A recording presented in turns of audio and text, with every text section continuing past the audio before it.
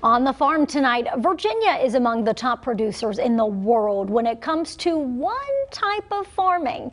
WFXR's George Noliff tells us to achieve that sort of success, you just have to add water. Virginia Beach, sand and surf, a vacation playground, and also home to some of the most valuable farming operations in the Commonwealth. That's right, I said farming. So what is this crop harvested from below the waves? Chrysostrea virginica, they're the native oyster. That's right, oysters. When it comes to aquaculture, Virginia is tops on the East Coast and fourth in the U.S. for aquaculture sales. Farmed oysters are a big part of that. Virginia is setting the trend for a lot of states. We've got a lot of people that are really gunning for us. Two things I think really helped that. One was our leasing system, the way we lease and have the bottom assigned to people to use to grow oysters, areas. So we had an organized system already in place. And the other thing was some great work by Virginia Tech and the Virginia Institute of Marine Science that they did with breeding oysters and helping us get started. I had a lot of scholarly help. They're on their third rotation. Captain Chris Ludford of Pleasure House Oysters farms the Lynn Haven River. He raises clams and oysters on water and bottom leased from the Commonwealth. I pay rent to the Commonwealth of Virginia. The citizens are my landlords. We have that acreage, and we can grow oysters on it. We can reshell. We can do anything to propagate shellfish. Once they go in here, these are my market cages. He raises his oysters in cages and bags suspended just off the bottom. They're sorted by size. Because of the way they're farmed, they're protected, and that means they grow faster. In the wild, it would take 3 years for them to get to 3 inches, which is the market size everybody wants. We do it in 1 year. How do you do that? Everybody wants to know. Well, a lot of it is the gear we use. Getting them up off the bottom, protecting them from predators.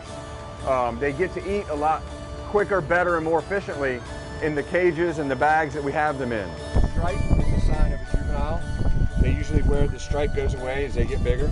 Ludford says farmed oysters are also giving Virginia's wild oysters a chance to rebound. We're giving the wild oysters a break, and we're eating the farm-raised oysters, the aquaculture oysters, and so it gives the wild a chance to repopulate and bounce back, from a lot of overharvest, some diseases, and things like that. Ludford gives tours of his operations where you can taste the oysters he farms.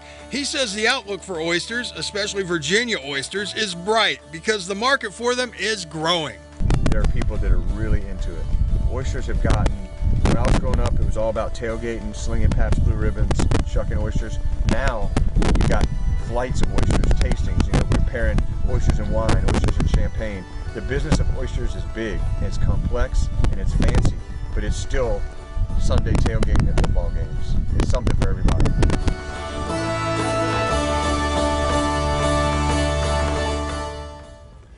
Now, according to VirginiaShellfish.org, more than 40 million Virginia oysters are sold each year. Not only do they taste good, they're good for the environment.